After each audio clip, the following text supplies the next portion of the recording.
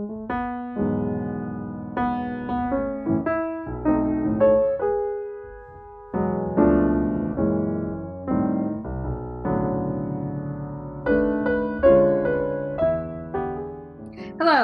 and welcome to Artists in Conversation, brought to you by the Brandywine Workshop and Archives. I'm your host, Patty Smith.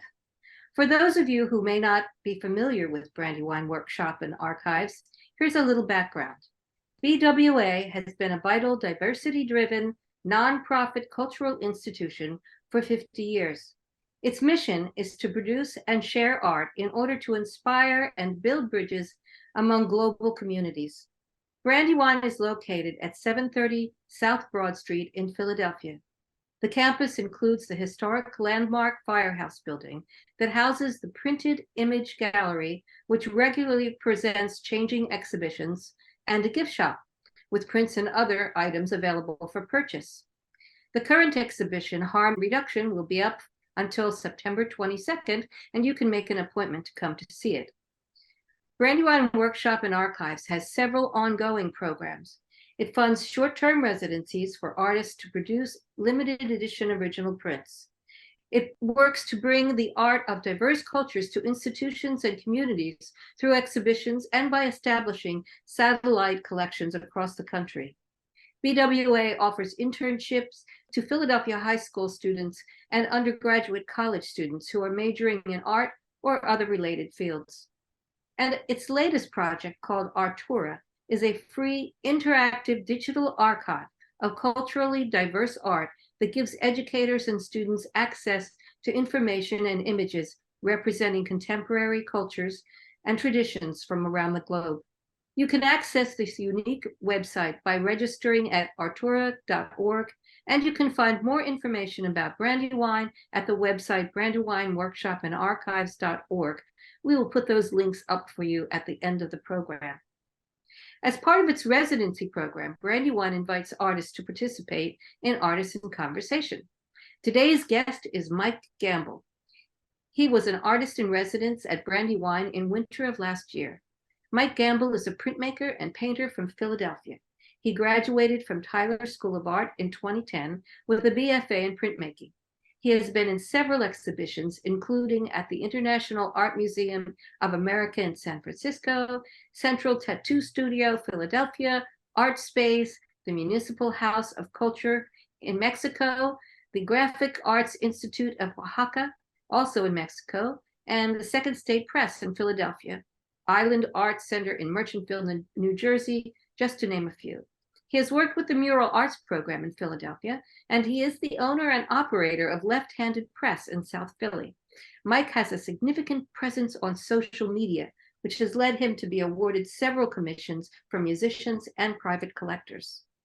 Some of Mike's most recent work consists of multi-layer reduction woodcuts created using a pointillistic technique, meticulously incising pinpoint-sized dots into birch wood to form each layer of the print. These stippled layers give the prints a tonal quality not typical of a carved relief. He describes his work this way. The works are mainly figurative and surrealistic, focusing on connections between all living beings with one another and with the surrounding world. Identity and individualism are stripped away, and dissected figures reveal the aspects of life universal among us all. If you have questions for Mike, please put them in the chat, and we will try to go to them at the end of the conversation. Mike Gamble, welcome to Artists in Conversation. Welcome. Thank you. You're welcome.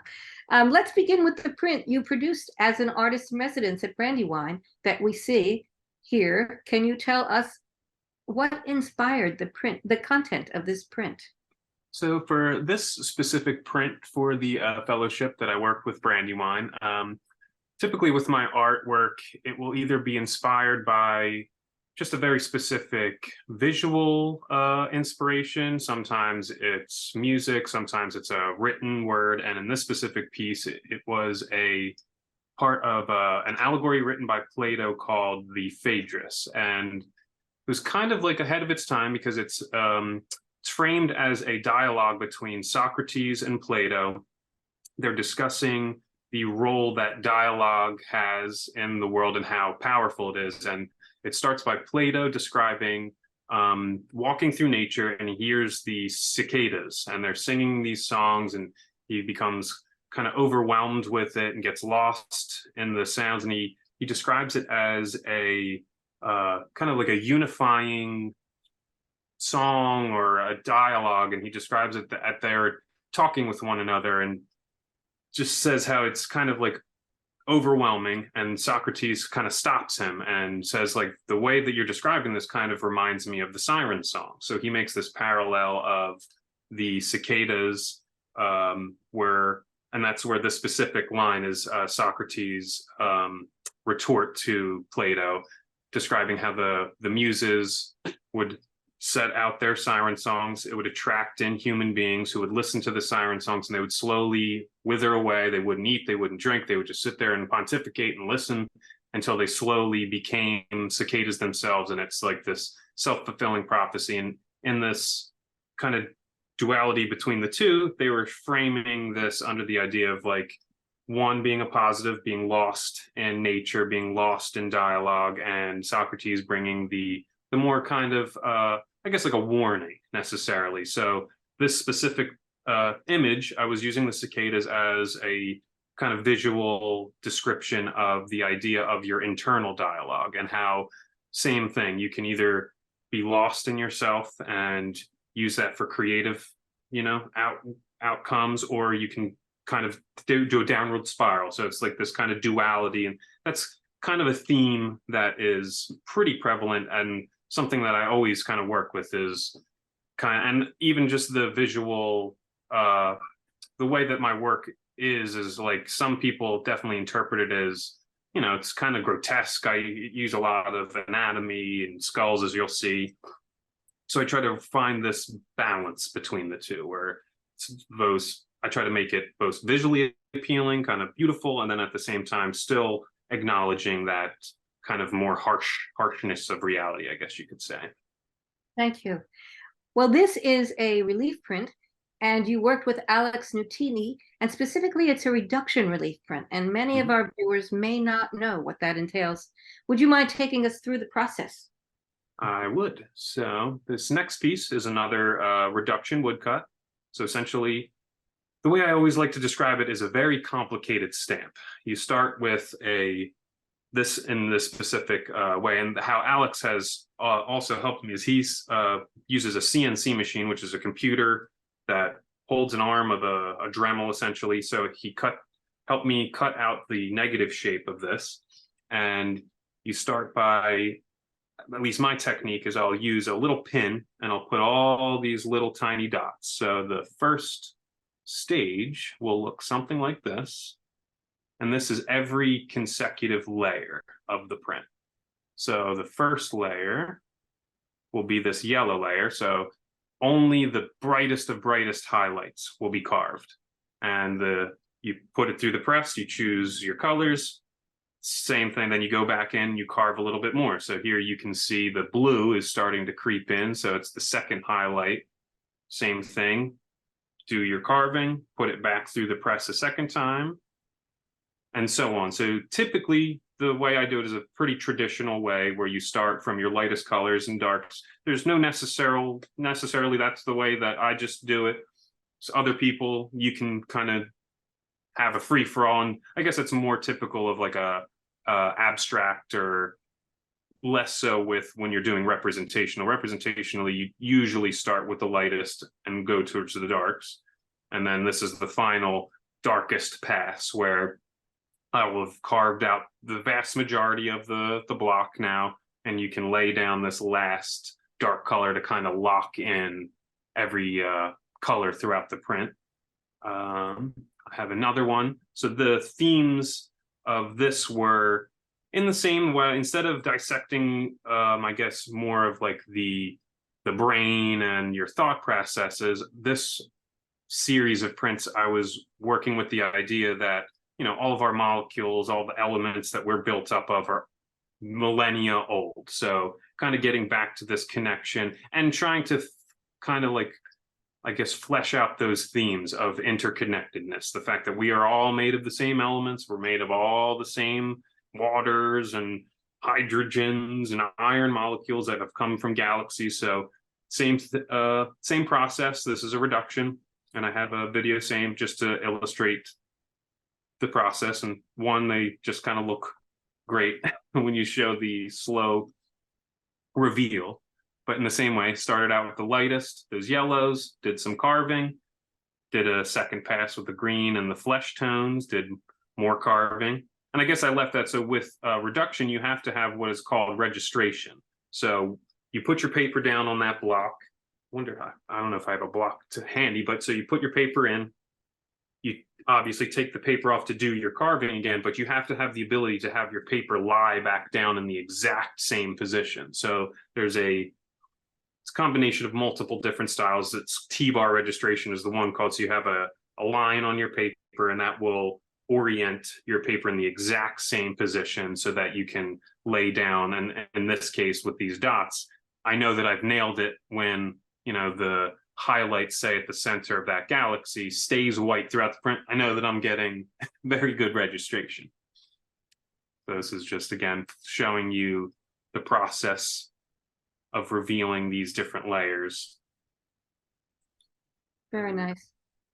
Let's move on to another. So this is same, it's a relief print, so the same concept of complicated stamps, but instead of doing the color as multiple passes through the press, this was a monotype where I used a piece of plexiglass. I used the oil-based inks and kind of painted them where I know that the colors are going to lay, and then I would use my block as the final layer to just kind of lock everything in. Still get the color orientation, but I feel like with only 2 passes through, you lose any of that kind of fuzziness that is kind of inherent with the reduction, to try and keep things a little bit more crisp. And I think I have one last one. This is another reduction print. And this was based on the Cassini probe that was sent to Saturn. This is just a random aside. That is the moon, I believe it's a Mimas, which was the basis of the Death Star, just to add a little of my Star Wars flair in there for anybody that was interested in that sort of thing. Nice, very nice. Thank you. Mm-hmm. So what are some of the printmaking experiences you've had working with other artists? So through Brandywine, I've had the pleasure and honestly the privilege to be able to work with all of these varying artists. So Alexis Nutini, as I mentioned earlier, he brought me in for this first project, which was with Sam Gilliam, where we reproduced one of his paintings one for one. Every color you see here is separated on the computer, then put into a CNC machine. The CNC then cuts out all the nice. So like for that red layer, everything else gets cut out except the dots where the red are. And then in the same process as the reduction, you have a registration system. You lock all those colors back into the same position, and we reproduced this painting. And through that process, we then kind of broke away from the rigidity of reproducing this one for one. And we got to use these splatters and make these gorgeous kind of large flowing pieces and different color palettes and black and white. This was a second artist, same concept, Ellen Atsui. He does these, I guess they're like assemblages of bottle caps and different wrapping materials that he weaves into these gorgeous, large drapery kind of things, and they're kind of flowing. So in the same way, we had to figure out how to translate this into print. So we took these individual sections of his works, same thing, separated it on the computer, separated it by color, made the CNC, cut them all out. And then the beauty of this process is it's basically kind of similar to like the original, printing press, where you can lock every one of these individual quadrants into your registration. You can change the colors, you can change their orientation. So it was just very good to kind of play around. And obviously, like, my work is figurative. I guess this is still kind of more representational, but it was good to kind of pull me away from what I normally kind of stay in my lane, and it just like really allowed me to learn color theory, really get into the process of printmaking, because the registration, obviously, with such like kind of finesse, or such fine CNC blocks, you have to have your registration system be very, very detailed in order to capture these in like in the way that they kind of deserve. Here's another example, same process. And I think for the Alan Atsui, it started out the same way, where we made one of these prints, and then he chose from 5 or 6 different designs, and we had to do an edition, which was, again, another great, just like a test, or like, it was like a good mental game of trying to, one, you make the print, it's already so complicated with each individual block, but then I had to then kind of do some archaeology and figure out which layer was first, which color was first. And it was just like a good exercise, and to flex my, color theory muscles, and go backwards in time and figure out how these prints were made. So here's another example of some of the varied editions that we made in process of making that final edition. And both of these artists have been honored by Brandywine awards, and I think Alan Atsui is offering an award himself. So this was a great good opportunity for you to work with them. And these are certainly much more hands-on and labor-intensive than just having an inkjet reproduction, because you are actually working toward making what is really a print, not just a reproduction. It is an original print. And that is the part of this specific process that was very enjoyable, is because it starts out kind of, separate down the line. So originally he comes in, he'll work with Brandywine, he'll kind of tell the ideas that he necessarily has, and then we come in, we'll make these works. But then there's like this nice process where the artist will actually come in, and you get to bounce ideas off of them. It's just like this very nice integral thing where we're flexing, the things that we're good at with woodcut and reduction and print, and he does these sculptural elements, and it's just like this nice kind of community that is formed. And it's definitely like nothing I've ever done before, being able to work with an artist to this degree, create their artwork with their direct input. It's definitely a very fun, fulfilling process, for sure. It's a great opportunity to learn, and also for them to learn from you. Yeah, absolutely. Okay. You're also a painter. Let's take a look at some of those paintings, and maybe you can give us some insight into the content that you're investigating. So this specific painting was kind of hand in hand with the specific woodcut that I did for Brandywine, and I believe I was working on this one at the same time when I got the fellowship. So I was kind of in the same space, and I just wanted to kind of flesh out those ideas a little bit more. So still working, obviously, with the cicadas and Play-Doh, with the idea of your inner dialogue, but in this case, I added that symbol is from an alchemical symbol for what is it, antimony, which is a gray metal that is represented, or they call, I guess the metaphor they use is the gray wolf, pulling from the actual physical metal, and it embodies the human spirit and the like animalistic qualities. So this specific painting was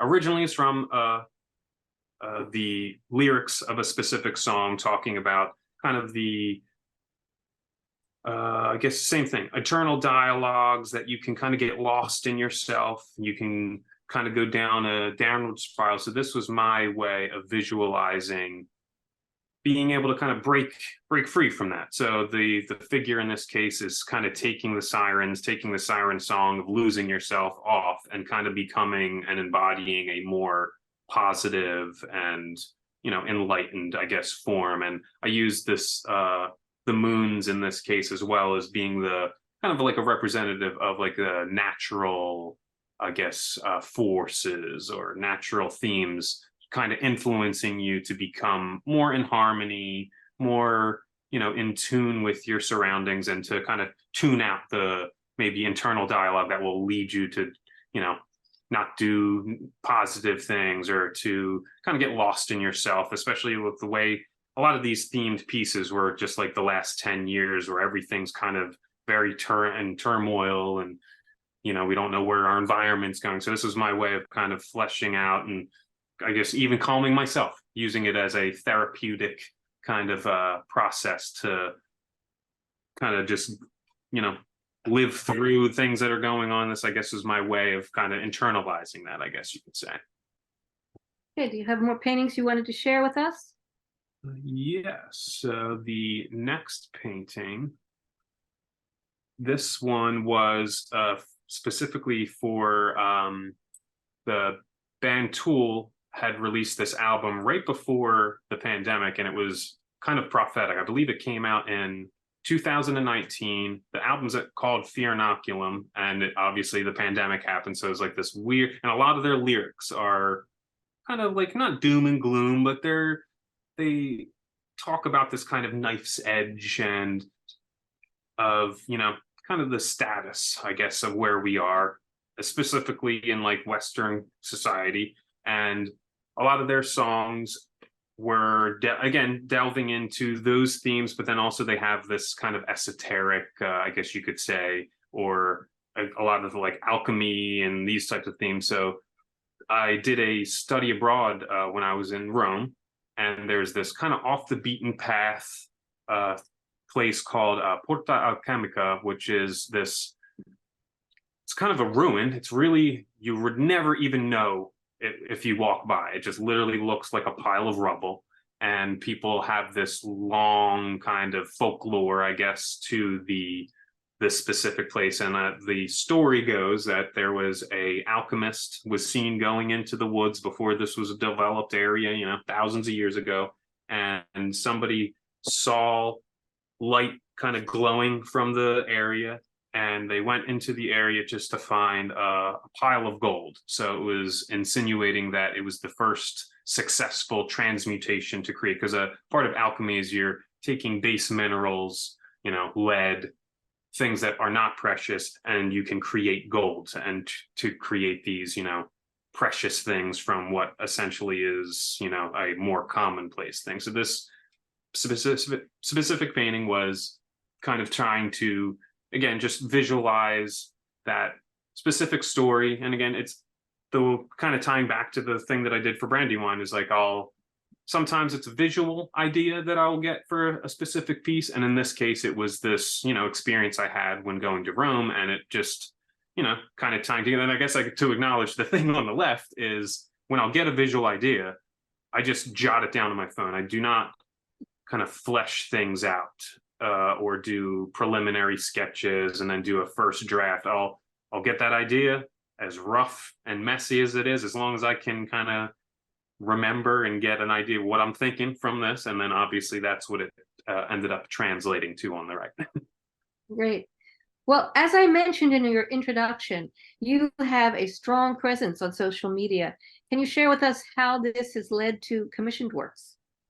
So this specific piece was actually, so in the process of creating these paintings, this is this last one as well was with the cicadas, and this specific piece were from inspired by that Fear Inoculum album. So in the process of creating these, just on a whim, through social media, you just tag people, you send a direct message, and through doing 6 or 7 of these, finally by the end, one of the members of that band reached out to me, and he ended up purchasing this original piece for me, which then spurred this kind of like idea of, well, why not just continue to keep trying this? So this is another one in that series. And I guess just to kind of get more of these themes, this one is, I believe is the goddess Eris, and the story is that is the golden apple of discourse. So the whole premise of Eris was that it was the god of strife and the god of discourse. She gave this golden apple to, forget which specific gods, but it created chaos, essentially, which then led to, I believe it was the Trojan War. So it was like the preliminary, this god of chaos came down and just kind of threw this thing out there, and that was their personification of discourse. And that, again, tying back to the themes of everything going on in our world. It was just this kind of knife's edge of, we can go positive, we can go negative. We're just at this, kind of crossroads, I guess, essentially. So this was my way of fleshing out that and visualizing those types of themes. And again, this was in the process of creating these works for this band. They then shared my work, which then kind of broadened the viewers of my own work, which then gave me different commission works and different just people buying my own prints, and just helped to broaden. So it was another kind of avenue for creating work, and just like it was totally on a whim. I'll make my work no matter what. I'm just going to keep creating. And this was just like kind of like a light bulb that went off, that you might as well put it on every single avenue as possible. And you mentioned Reddit was another one where they have some pretty big fan bases for different bands, or movies, really everything, anything you can think of. And that was another place where I just started to put it out there. And it really did slowly but surely turn into growing this nice little kind of collective. And there's a good, dozens of people out there, and thank them as much as humanly possible, where every time I release something, they're very engaged. It has helped kind of push my Instagram following, my Facebook following, the Reddit interactions. It all has become like just a new way to kind of survive and work through being a living artist nowadays. And at least it's only been the last 5 or so years, but I think that is definitely the kind of the way things are going, for sure. Is you got to use technology and the internet to your fullest, advantage. It's really shifting the gallery system and giving the artist a lot more control over their own work. Yes. And really the galleries had so much control both over the income and over the publicity, everything. And now I think COVID helped to spur this on, because the galleries were just all closing, and so it really gives the public an opportunity to find the work they like without having to work with a gallerist, but instead working directly with the artist. So. And I think it's good to do the both too, because they both serve their own purpose. Like you were saying, it kind of gives the power back to yourself, for sure, to be able to grow your own little collective. But I still do think that it's good to put a foot in both. Like there's definitely still benefits to having places that have their own following, their own clientele, but then to also definitely use the internet and this huge network to the fullest. It's definitely beneficial to just kind of put it out there, because what's the worst that can happen is your work's just on the internet now, and you're no different than you were before. So that's kind of my thinking, is I just kind of flood it out there and see what comes back. Well, the good thing about going to a gallery is there's nothing like seeing the real thing as opposed to seeing virtually. Yes. Absolutely. And I'm sure there are lots of ethical questions coming up, whether people are stealing your work and who knows. So who knows what's to come. But it's an interesting thing to explore, for sure. I think a lot of young artists are really going after. So that's great. Great. Yeah. Well, tell us a little bit about LeftHanded Press. So LeftHanded Press is I guess the name that I will go under to kind of differentiate from my kind of just public identity persona as an artist.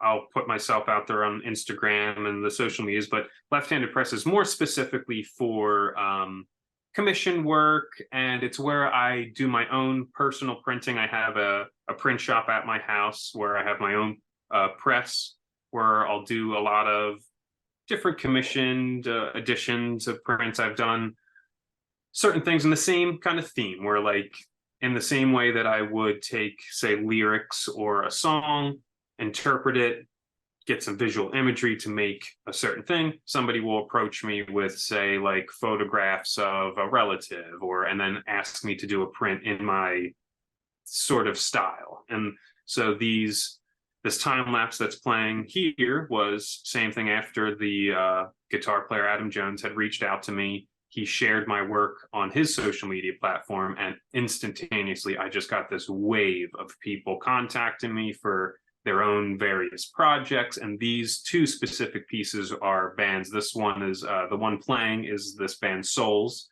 who it's been one of the more fulfilling collaborations that I've done, where we're just on the same page. He'll kind of just give me different visual ideas, he'll throw them out, and it's like a blessing to have somebody that's like so articulate with what they want. And it's interesting, sometimes people are kind of like apologetic with how much they'll kind of put on your lap, but in this case I'm like, no, give me as much information as possible. It helps me to make your design, and you get exactly what you want. And also it takes the weight off of me having to, just kind of pull things out of thin air, because his group is primarily instrumental, so there's no kind of lyrics for me to pull more visual cues from. Whereas this piece on the right was a band that sent me the lyrics first. This was a song called Emergence.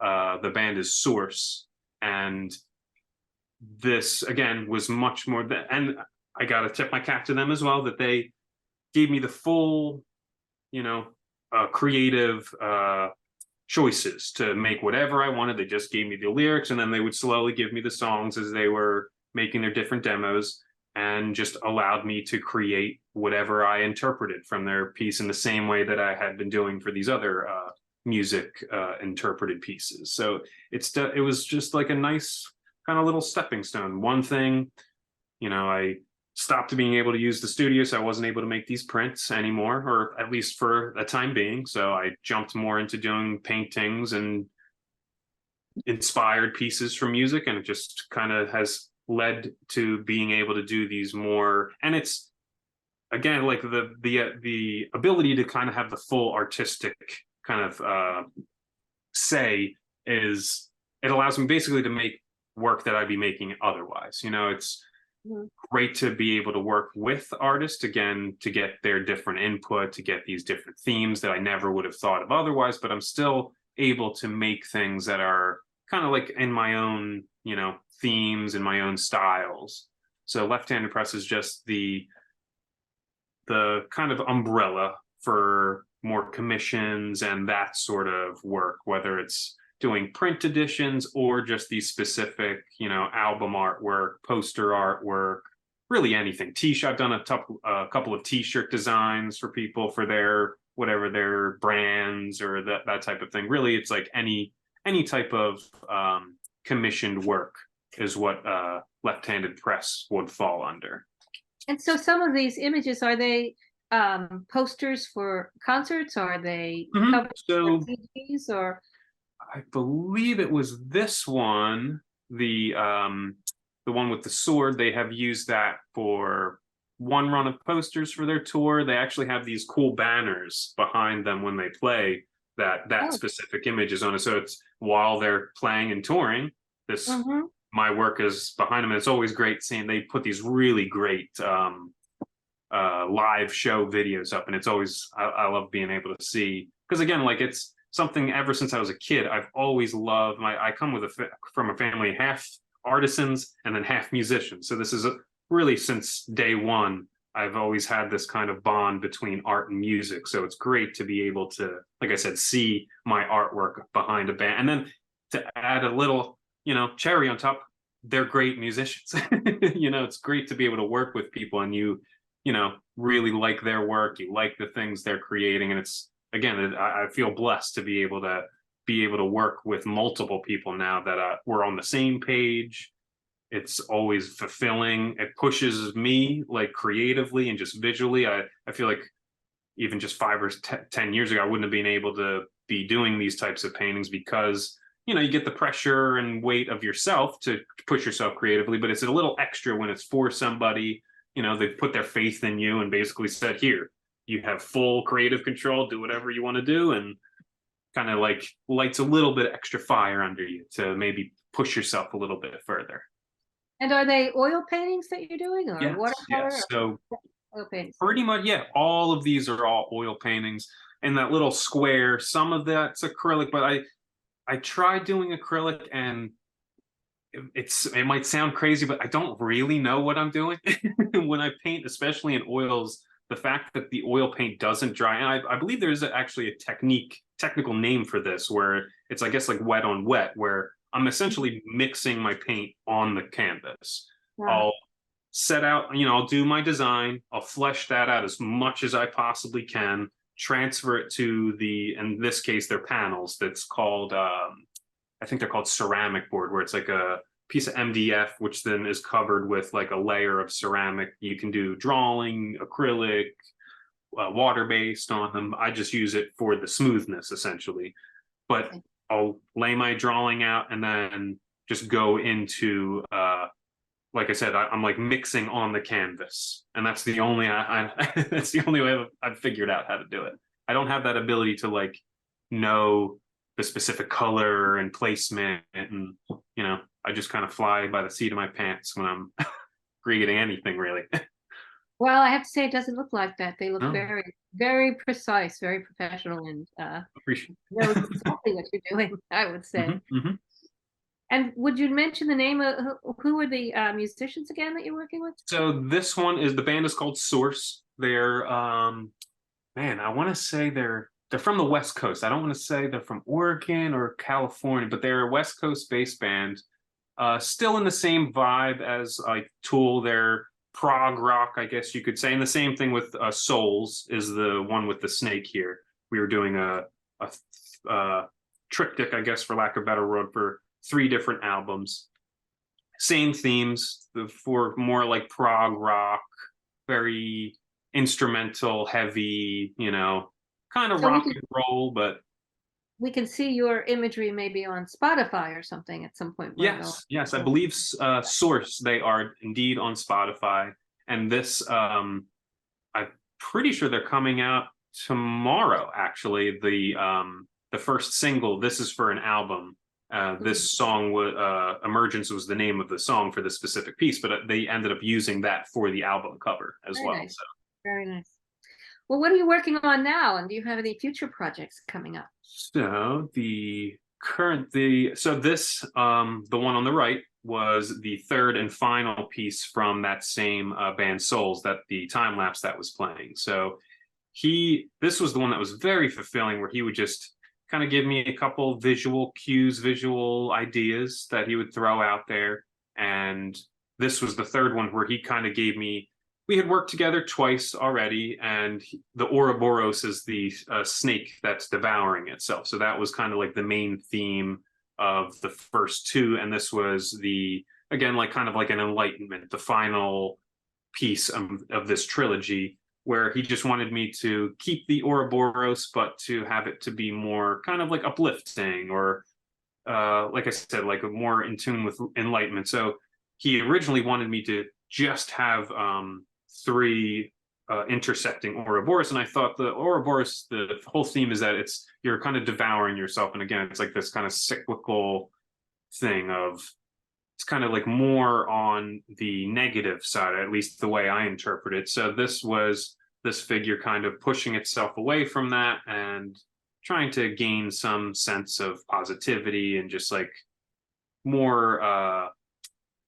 you know, like again, more of like enlightenment, and to pull away from, because the first 2 albums are very heavy, it was very dark, and this last one was kind of like a breath of fresh air. And the piece on the left is getting back into what kind of started all this. We're doing pieces that are based off of different bands that I like. So the band Queens of the Stone Age just released this new album, In Times New Roman, and there's a lot of, and ironically, just similar themes that I'm already working with. But the specific song, there was a couple of lyrics that were talking about Medusa. So I also, again, I didn't even kind of put these 2 together, but when I was in Rome, they had an exhibition of Caravaggio, and it was I believe the 250th anniversary of his work, and it was just completely random that it happened to happen at the same time.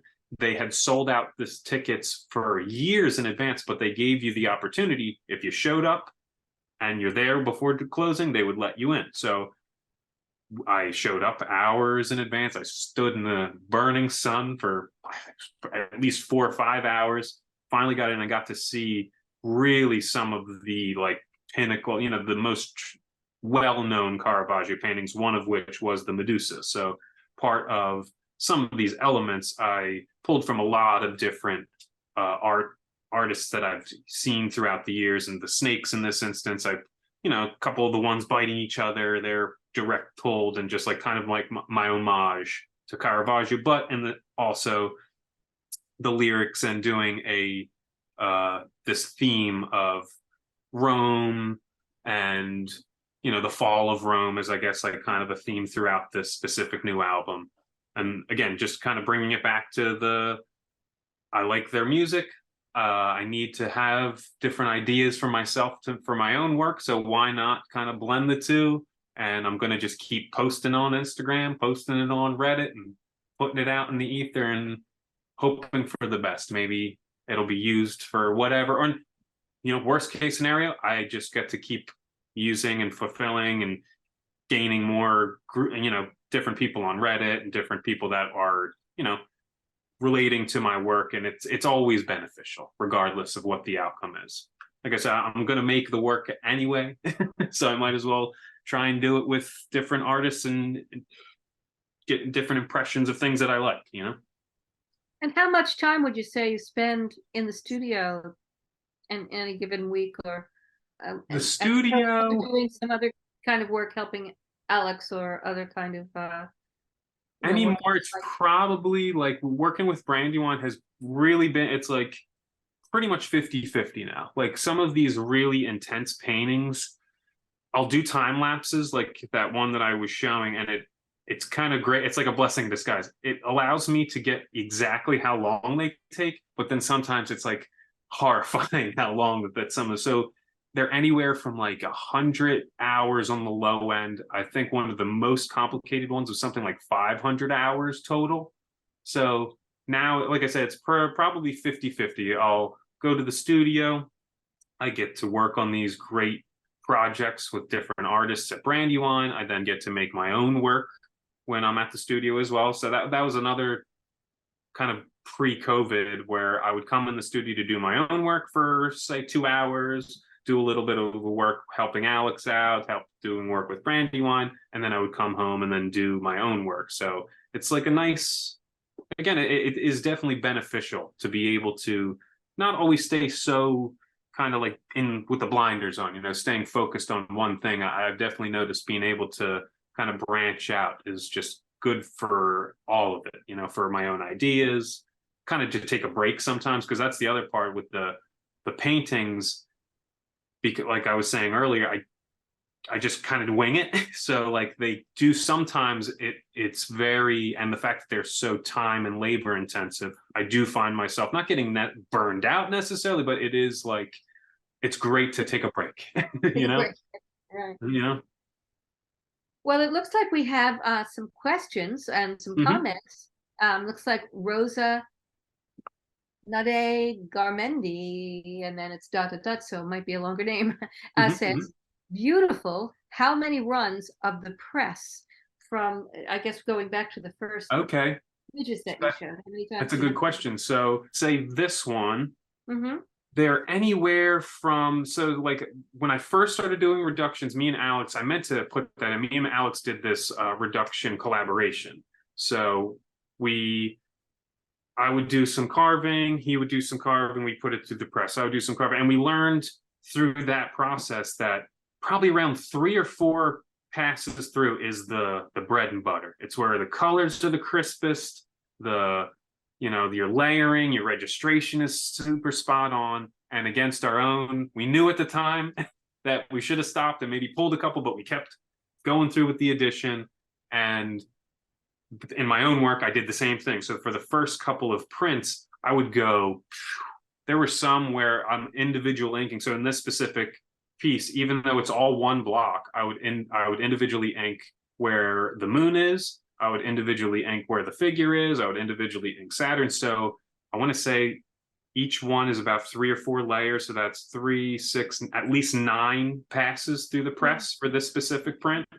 And the edition size might be? And the edition, I would try to stay around 20. And to get those 20, I would print 35 maybe, because no matter what, no matter how clean and precise I can get, there's just always goofy things that happen, to the best of my ability and being as patient and calm as I can. Weird things always happen. Like part of printmaking, we always say, is like the happy accidents. And a lot of the time it does go leaning more towards the happy accident and even like say this print in specific, the colors for the figure did not work out as I intended, and the colors on the moon weren't exactly as precise as I went, but it went in a way that I didn't plan. And again, it's a learning process, one, and it also sometimes will do things that are better than I initially had planned. It's definitely one of the beauties of printmaking is it's like very humbling, but it does things that you would never have imagined. There's another question here. From Brandywine Workshop. Mm-hmm. Your online presence is very compelling to younger artists. Could you share how you came about using painting and printmaking as your art making mediums? And were there other media you explored early on? So I would say the first part, well, this was like Instagram kind of in its debut. This was before it was bought. Now it's owned by Facebook. Meta is what it's called. But this was when it was still just Instagram, and it was in its kind of infancy. I was doing specifically, I guess it wasn't even reduction. It was just woodcuts. I was doing these like really large scale woodcuts on the floor in a basement. I was hand printing them with a spoon, and I would just put out really not that much content, like maybe once or twice a week. And I ended up getting a prompt from Instagram that said, hey, your work is there's getting a lot of engagement in the tag printmaking, so we're going to post your work on the printmaking page. So for like a good 2 or 3 years, my posts, every time I would post, it's the most engagement that I've ever got. It was like hundreds of thousands of views per post, just specifically through the printmaking. So the printmaking, and then obviously it incentivized me to kind of make more and more and more. So that was like a good bump. And then slowly that trickled out. But I still was doing, now I was getting to the point where I'm working with Alex and starting with the Brandywine. So I think to the question, it's really just consistency.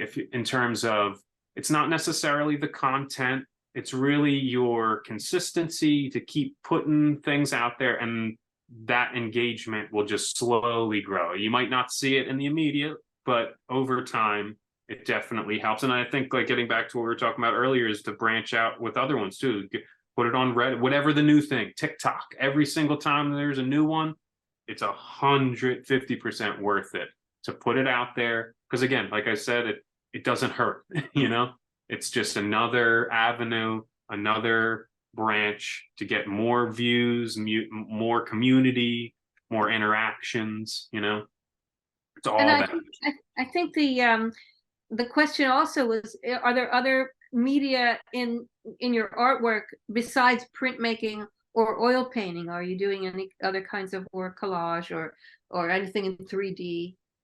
A little. So like I mentioned, or I do like some carpentry. So like I've dabbled in sculptural, but really I think for the most part, like more I think about it, it's really all like painting.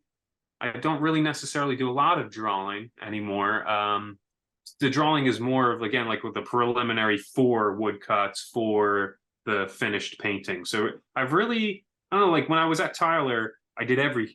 I did serigraphy first, then lithography. I loved lithography, but it's just it's more of like a studio intensive process. You need so many different things to do that process.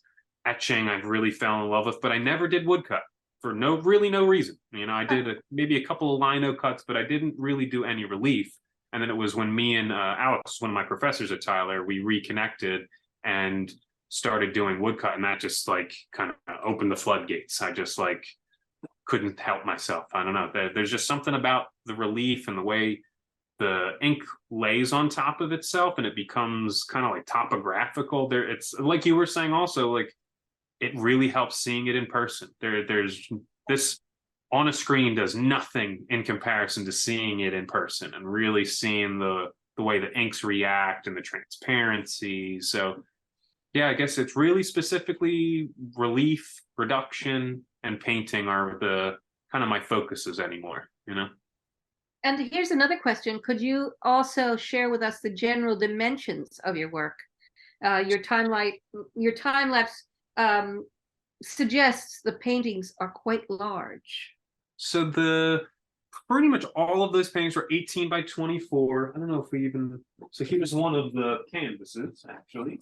So these are roughly the size of pretty much all of them. So even the ones that I do for album artwork, they'll start as an 18 by 24. Smallest they get is probably around 18 by 18. And it's purely just for like, sometimes I've thought to myself, well, if I make it smaller, then it'll be quicker because it's not as much area. And like there's kind of like a window to where that makes sense, because the smaller you get it, the more detailed. So now I'm finding myself, yes, I only have to paint 12 by 12, but now the scales on a snake are, which makes it take even longer. So it's like there's like a little window that I gotta get. And I found that the 18 by 24 is kind of labor intensive as it is to fill a canvas of 18 by 24. It's still, the size allows me to not go crazy trying to get the detail. So and even the prints, I think and the print is kind of more dictated by just paper size, but for the most part, it's usually, very rarely will I do a full sheet. Sometimes, I think this actually, ironically, this specific piece on the screen is a full sheet, but usually I try to do the half. So it's like 15 by 30 size, same, roughly the same, 18 by 24, 50, that kind of intermediate allows me to get the detail that I like, but also not be, it's like harder to print. The larger you get, the harder it is to print, So in the few minutes that we have left, there's one more question. It says, it's from Jean Bracy, and it says, social media can be a rabbit hole. How much time do you devote to social media itself? A great question. And me and Alex talk about this. Everybody talk. It's a job, honestly. It's a job in and of itself. And I feel like the bigger, I can think of a lot of artists off the top of my head, like Alex Pardee. Alex Gray is another artist that I obviously clearly have a lot of inspiration from. They, I'm sure, have a team, especially the people that are very prolific with how much content they can put out. And when you're doing it all yourself, it is very overwhelming. And again, me and Alex talk about this all the time, where we're like, we need to be posting more. We need to be getting out there, because, and it is true. It is absolutely true. The more you put out, the better it is. And it's just, I guess, to answer the question, it's like you just have to kind of find the balance yourself. We will joke, we'll say, we got to post more. But then at the end of the day, what we love to do is make. So, well, you're just going to have to hire some young person to be your student assistant. I think that is unfortunately the reality. we need ultimately, as you get more famous, that's what you're going to have to do, I think. And I think that is the reality. The more you want to spend just making the art and making the thing, you do need help, So I think to not get overwhelmed, that is the reality. Is like you kind of do the best you can when it's just yourself. But if you do want to keep progressing, then yeah, maybe you do get an intern. You get somebody that's your social media manager to help. You just kind of give them the content and they edit it, because editing the video, it's all work, you think it's as simple as just putting a post on Instagram. Well, no, it's half an hour editing a video, curating the little blurb that you have to write underneath. It's all time, it's all labor, Well, Mike, this has been a very interesting and lively conversation. I want to thank you for speaking to us today and sharing your beautiful work with our audience. I hope to see it in the flesh sometime. So let us know if you have any exhibitions coming up.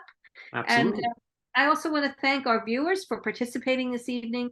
Be sure to visit Brandywine's website, Mike's website, Artura website, and keep watching. We'll be back in October. I think we're taking a break during September. So thank you very much to our viewing audience and to Mike Gamble. Thank you.